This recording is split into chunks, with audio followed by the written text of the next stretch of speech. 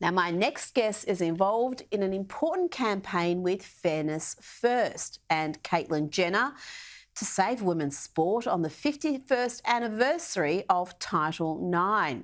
He's also put out a powerful video as part of that campaign. Let's have a look.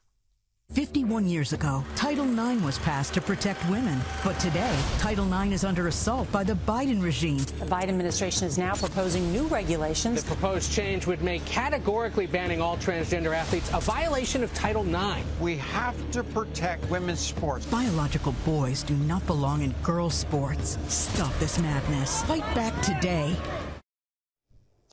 Joining me now is author and Fairness First spokesperson Ollie London. Ollie, thank you so much for your time. Can you explain the importance of Title IX and why the Biden administration wants to change it? It seems that this is an article of faith for the Biden White House. On his very first day in office, Joe Biden signed an executive order to combat what he called discrimination based on sexual orientation and gender identity. What's that going to mean for girls and young women? Well, Title IX was put in place 51 years ago to ban sex-based discrimination and to protect the rights of women.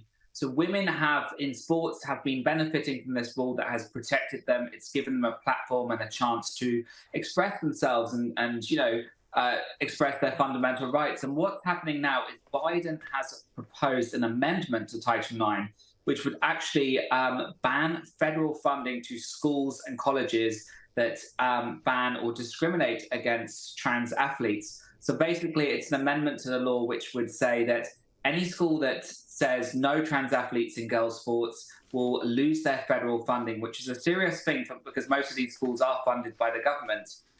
So it's very, very concerning that Biden is pushing this. So this is why it's important for people to fight back. And Caitlyn Jenner's been speaking out. There's been some big athletes in America, Inga Thomas, Lance Armstrong is just launching a new documentary series exploring this topic. So it's a pivotal moment in history because if we don't fight for women now, they're going to lose their rights.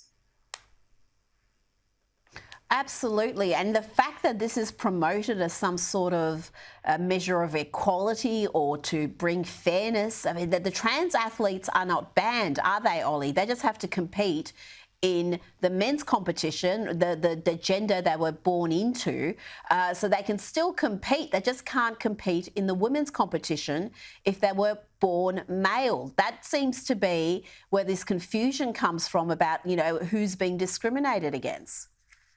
Absolutely, because no one's actually being discriminated against. Biological males are welcome to compete in sports, but they have to compete in a category that matches their identity. So the real issue is, people trying to take away the rights of women, because women have fought for decades to have their own sports. Women have fought to have their sports on an equal footing with men. Because, still women's sports today, they're not watched as much with higher audience figures as men's sports. So women have really fought for this for so long. So it's the fact that these athletes are trying to take this away from women when they have the right to compete in their biological category. And indeed, there are some organizations now proposing this. Some cycling races are now having open men's categories where transgender, non-binary athletes can compete, which I think is fair because at the end of the day, everybody has the right to compete in sports. Nobody wants anyone to be excluded, but it's simply about fairness because we know biological boys have an advantage. So that's why Fairness First organization